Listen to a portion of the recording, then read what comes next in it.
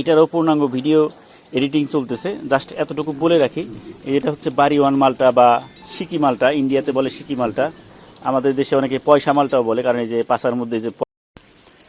সুপ্রিয় দর্শক মণ্ডলী, হারুন ব্লগ বিডির ডেইলি ব্লগে আপনাদেরকে স্বাগত জানাচ্ছি। তো আমার ছাদ বাগানে বৃষ্টি হইতেছে যেহেতু, এই জন্য ছাদ বাগানটা দেখতে আসছি আবারও। তো এই দিকে আপনাদেরকে একটা বিষয় দেখাই যে আমি বেশ কিছুদিন আগে, আজকে থেকে 15-20 দিন আগে বাজার থেকে কুসুল কিনেছিলাম, অর্থাৎ যেটাকে শুদ্ধ ভাষায় বলে আখ। আমরা এটার অবশ্য মানিকগঞ্জের লোক কুসুলি বলি। তো এই কুসুল কেনার পরে, সেটা খাওয়ার পরে, সেটার মাথাটা আমি এখানে জাস্ট রোপণ করে দিয়েছিলাম।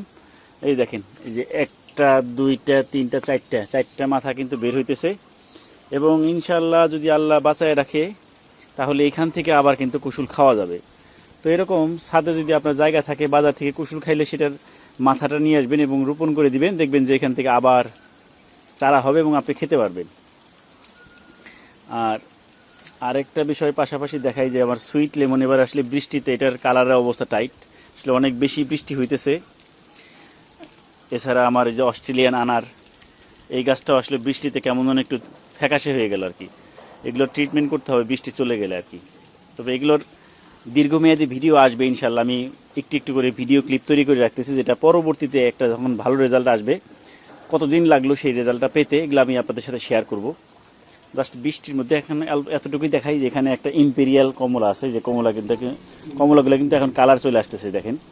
এগুলো পরিপূর্ণভাবে পাকলে ইনশাল্লাহ আপনাদের সাথে রিভিউ দেব এবং পূর্ণাঙ্গ রিভিউ থাকবে।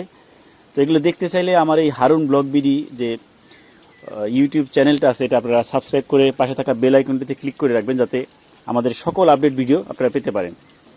এবং বিশেষ করে যে এখানে আরেকটা জিনিস আপনাদের সাথে শেয়ার করি, এটারও পূর্ণাঙ্গ ভিডিও এডিটিং চলতেছে। জাস্ট এতটুকু বলে রাখি, এটা হচ্ছে বাড়িওয়ান মালটা বা সিকি মালটা, ইন্ডিয়াতে বলে সিকি মালটা, আমাদের দেশে অনেকে পয়সা মালটাও বলে, কারণ এই যে পাশার মধ্যে যে পয়সার মতো দেখা যেতেছে।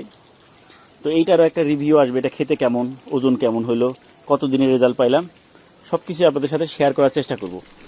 যাই হোক, পরিশেষে বলতে হয়, এত কষ্ট করে আপনাদের জন্য ভিডিও বানাই, একটা লাইক, শেয়ার এবং কমেন্ট করার অনুরোধ জানাচ্ছি। তো সবাই ভালো থাকবেন, পরবর্তীতে আবার দেখা হবে।